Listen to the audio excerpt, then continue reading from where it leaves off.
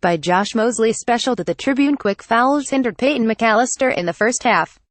Nothing quite did the trick in the second, though. The senior point guard scored 22 of her game-high 26 points after halftime, including 18 in the third quarter, powering the Bruins to a 5,643 win over the Hazelwood Central Hawks to open the Norm Stewart Classic on Friday night at the Southwell Complex.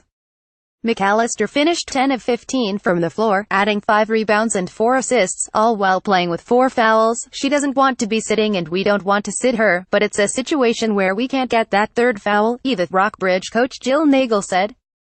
The offense just flows a little bit better when she's in there, and that's the reason she's a senior point guard. She knows how to run the show, and the kids need her in that position, too. McCallister played just 645 of the first half after picking up a pair of first-quarter infractions.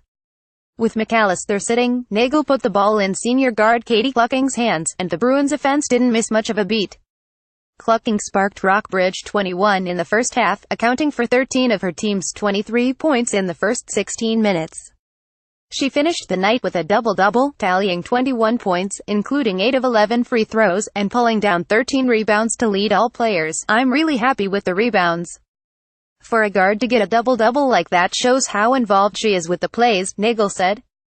"She's not taking any plays off, and she's a big part of our offense and our defense." The Hawks began the game in a zone defense before shifting to a man-to-man look with the goal of speeding the Bruins up with McCallister on the bench. After the Bruins trailed by a bucket for most of the first quarter, a McCallister jumper midway through the second drew the game to a tie at 17. Hazelwood Central hit back on a three-pointer by Kelsey Williams and a bucket from Nikayla Hill to push out to its largest lead of the game at 2,217.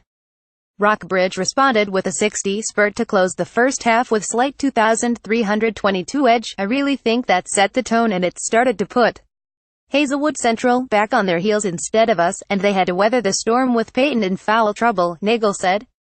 "Luckily, she didn't get her third, then getting the possession to start the second half and set the tone." The offense continued to roll in the third with McCallister as the catalyst. After junior forward Maddie Collier opened the Bruins' second half scoring with a free throw, McCallister scored Rockbridge's next 16 points to push their cushion to 4,026. "Nothing drastically changed. I started taking shots I normally take and got into my flow," McCallister said. "Things were open, so I took them." McCallister outscored the Hawks 188 by herself as the Bruins carried a comfortable 4,630 lead after 3 frames. "The girls did a good job of adjusting," Nagel said.